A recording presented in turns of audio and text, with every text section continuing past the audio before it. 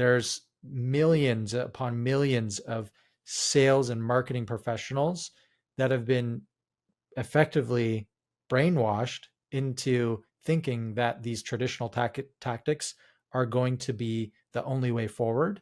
And the biggest failure of the go to market community is not adopting this adaptive mindset of how buyers are actually changing the way they engage with businesses. Great to have you on Go to Network Academy, Will. Excited to talk to you about partnerships and what you've been building in terms of influencer marketing. What are you currently focusing on? So I came to a realization in the go to market space at large, and especially in the partnership space, that revenue teams need a new way to go to market. And it's not just force feeding them partnerships, it's integrating the idea of relationships and a buyer first mentality. And so the agency is called Audience Led. We're an ecosystem marketing agency that connects brands with third party experts to amplify every single part of marketing to touch the buyer's journey. We don't replace traditional marketing, but instead make it better by including the real voices that your buyers trust and already listen to. We help you surround buyers with influence instead of making the same noise that all of your competitors are making.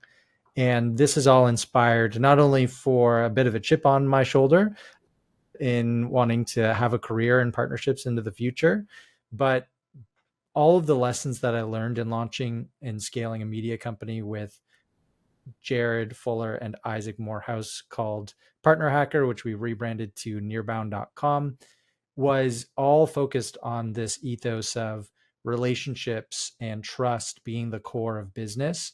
Go to market has lost the plot in that regard, which we'll get into. But partnerships is essentially a manifestation of that pain that everyone is feeling and why more organizations are investing in this kind of strategy, whether they call it partnerships or not. We actually typically work with marketing personas, and we don't even use the word partner because that just adds formalities and some confusion, because the partnership space is actually pretty confusing. Mm. Yeah, it can be. I mean, there's a lot of opportunity, but also a lot of complexity in it. So, can you share a few just use cases of what you do, or even examples of like customers that have done it successfully, just so we understand better what you what you've got here? Yeah, so the best way I describe it is everything that a team is doing in marketing today, we simply find a third party expert that has a point of view on that topic or on that activity. Maybe they do a lot of speaking events, maybe they create content on social, maybe they're a writer and they write on a blog. Great. They are prime targets to include into your marketing to not only get additional distribution with and through them, but also their expertise, because they're likely the person that's been to the promised land that your buyers want to get to and that you're trying to get buyers to. And so that's the simplest way I can describe it. Relationships are hard and messy, but we make it work and it produces more results than what traditional marketing would get otherwise. Can you speak to that? Just the like ROI or some outcomes? Like, of course, it drives distribution, content distribution, leads, trust. Those are kind of like the correlative things. Like, but yeah, anything you metric on to see like results for your customers?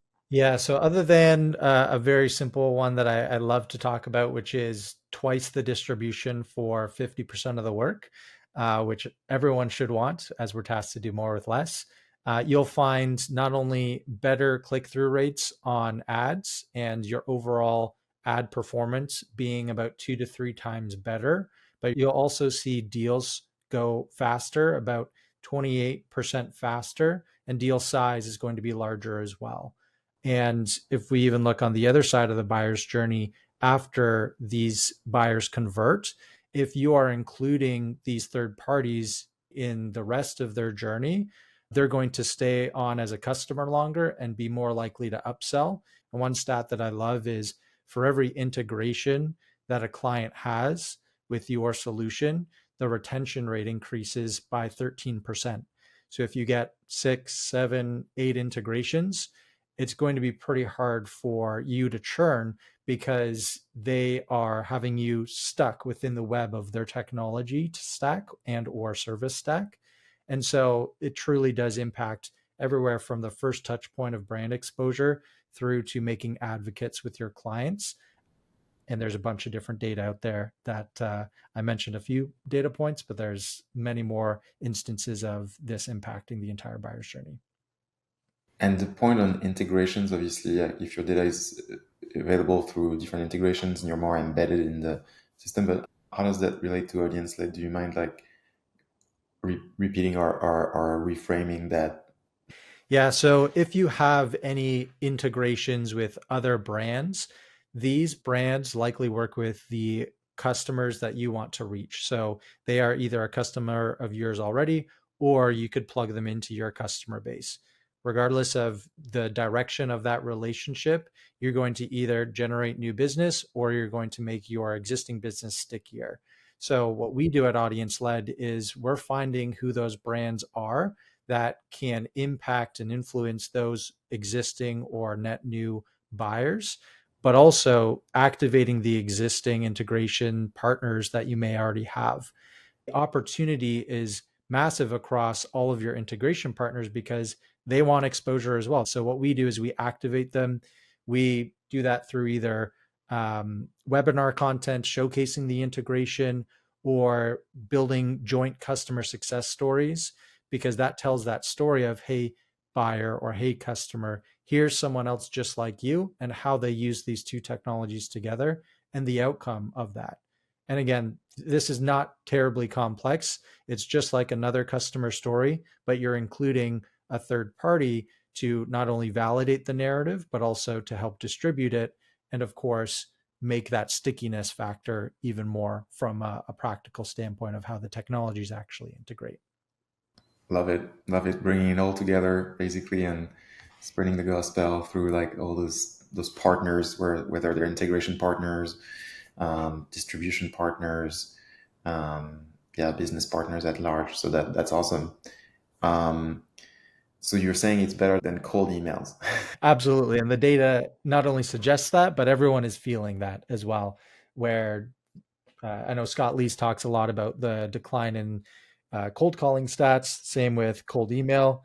You truly need, the most top of the line technology to actually run cold email. How would you define good network? What you have, I feel like, is another flavor or angle on go to network that is essentially a similar motion that what we do at the Swarm.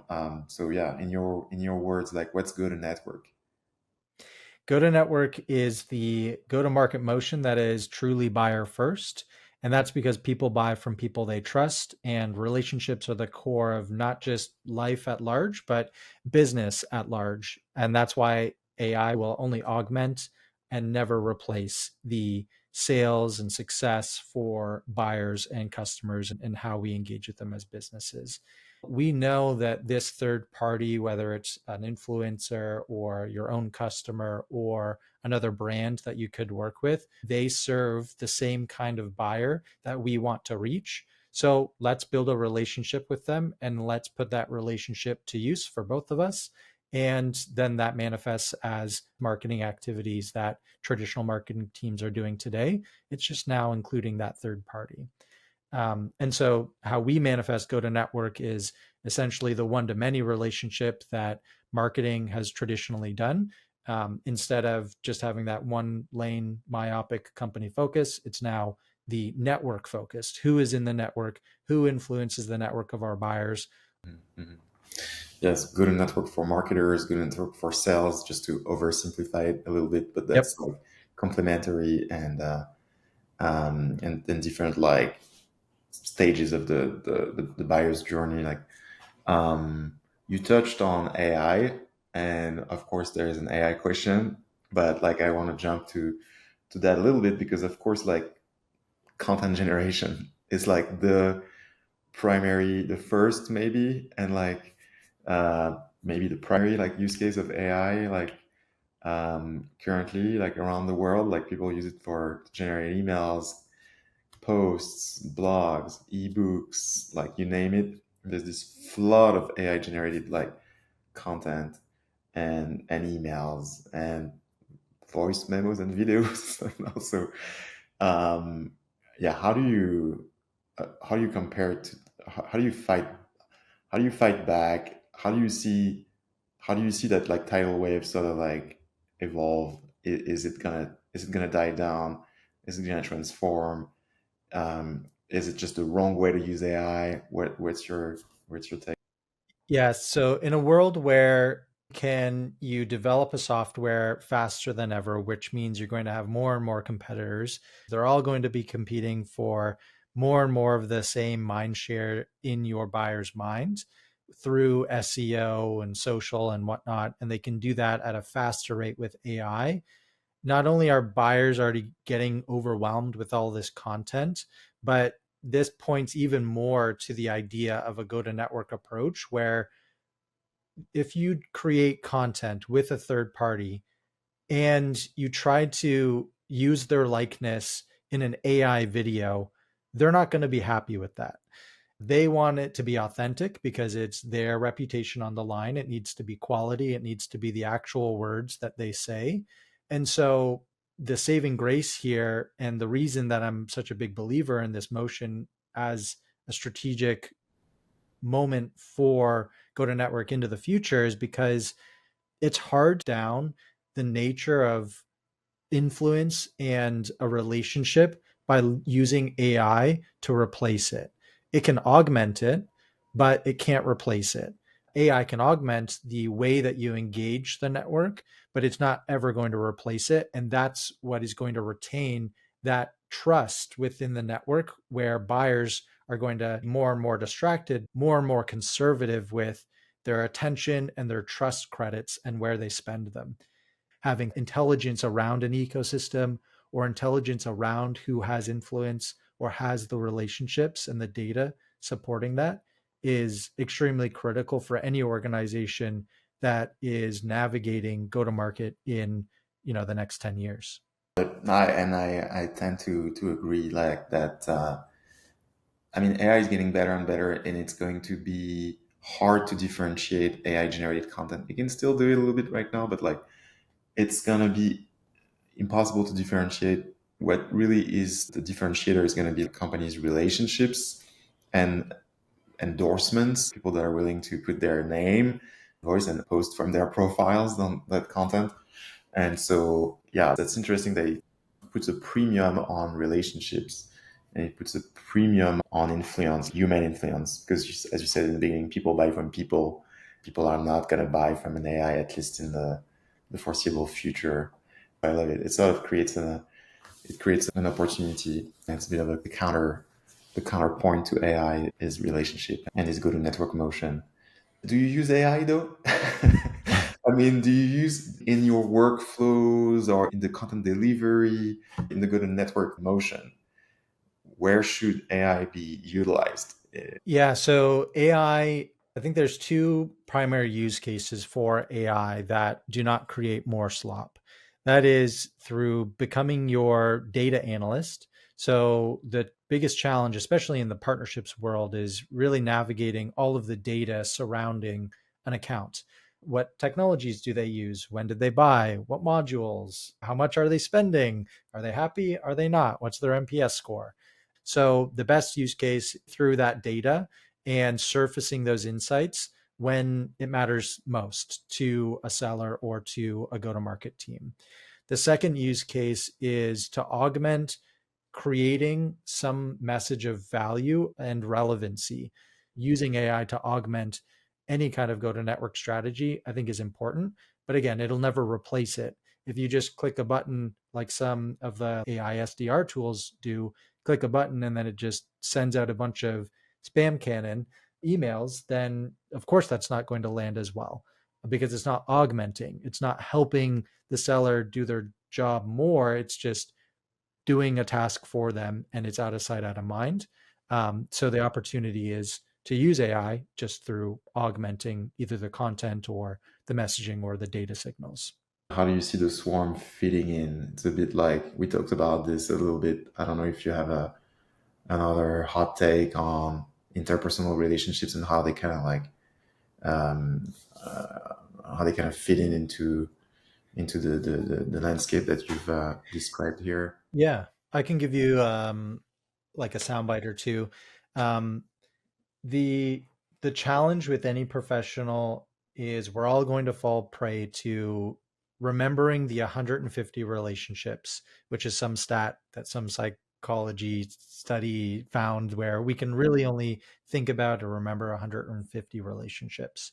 And so with that, if you want to do business at scale, it can't just be 150 relationships.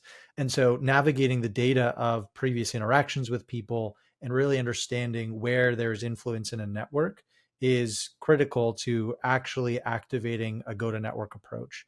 And so tools like the Swarm are fantastic for that because now I, as a business professional, can make sense of my network and who I've worked with and who knows who in my network. And that is effectively impossible otherwise. You need something to help you make sense of the data to really understand where relationships sit and where there is a path to finding an opportunity. And so, again, tools like the Swarm really good for that because it's going to help you go past the 150 relationships that we're beholden to.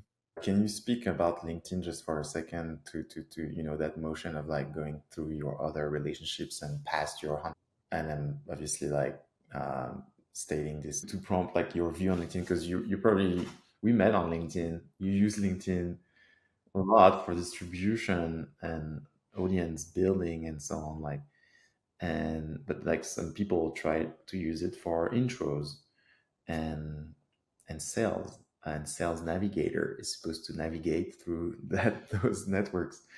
um, why is that not working in your view? The same problem still applies for leveraging LinkedIn as it does for keeping a spreadsheet of who you've engaged with or, your physical Rolodex.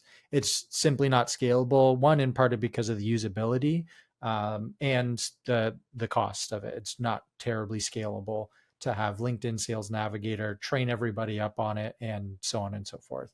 The UI and UX is relatively outdated, and it's also not the main focus. It's not purpose built for helping sellers navigate networks. It is to a degree, but it's definitely not the highest revenue that LinkedIn is getting. That's from the recruiting side. So they're not going to optimize for it as quickly as they would for those other tools. And so you can try and do this on LinkedIn. You'll probably see some level of success. But if you truly want to push past that 150 mark that we're beholden to, I don't think using LinkedIn alone is going to cut it. What's inbound networking? It's like building an audience basically on LinkedIn. Like I love that term and never heard it before, so is that are you coining it? um, I don't think it's been used before, but yeah, I like to think of it as inbound networking because um, when I started to learn that my network would be my net worth, which is what Jill Rowley has talked about for many years. And I was like, okay, well, I can't just click connect for every single person. How can I make it so that I don't know people, people know me. And that is through creating influence via content. And that'll bring people to you. That'll get people to say, oh, you said this. That's interesting. I want to connect. Mhm. Or, oh, I want to introduce you to somebody because you said this. And that has happened before simply because I've been putting out content. And from that follower base, you'll truly never know who you're going to meet. And Mhm. so the expansion of your network is going to happen at an increased rate if you are in the public eye. And it's kind of like, if there's a large group of people and they're the people you want to have access to, well, if you stand outside of the door and wait for people to come out and shake their hand, and then that's when you're saying hello to them, that's going to be much slower because they're going to be at the party, they're going to be inside. So instead, go in the party, go in there and start, not yelling like a crazy person, which some people do on LinkedIn, but start networking, go into a small group, engage, and then, dance on the dance floor. And that's how you're going to, of course, make more friends at a faster rate at a party. So the same can be applied for creating content. So it's going to create uh, an impact of increasing your network in an inbound fashion because I can't tell you the number of times, and I don't even have that large of a followership, but I can't tell you the number of times that I've been at a conference, someone walked up to me, I've never seen them before in my life, they've never engaged with my content, and they say, "Hey, you're Will Taylor. I love your content. My whole team uses it. We tell everybody, new hires, go follow Will because he's talking about partnerships and this, go to network thing, this nearbound thing." Um, that is something I truly would never have if I weren't posting on LinkedIn. And that wouldn't be a person that I would have met because they would have never approached me because they would have never seen me before. Awesome. That's so cool. I wish that happens to me soon, and hasn't been the case. Hasn't been the case quite yet, but I posted on LinkedIn, so we'll see.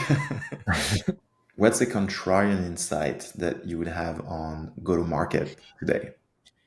My contrarian insight that I have on go to market today is that the go to market space has completely lost the plot, and they have for the last 10 plus years, to the point where all of the trained talent that's out there in the market, including some of the VPs and C suite that have climbed the ranks, have been trained in the wrong direction.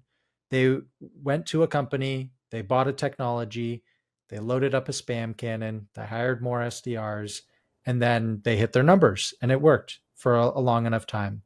But now that's not working. But the biggest pain point there is there's friction for those people who have established careers and success in their careers where the strategies and tactics that they implemented no longer work, but they're still implementing them. Not only that, but the sales grouping of not only that, but the group of sellers that are even being trained now are primarily being trained in the wrong direction of more volume and implement this AI tool to click a button and then send out the spam cannon. There's millions upon millions of sales and marketing professionals that have been effectively brainwashed into thinking that these traditional tactics are going to be the only way forward.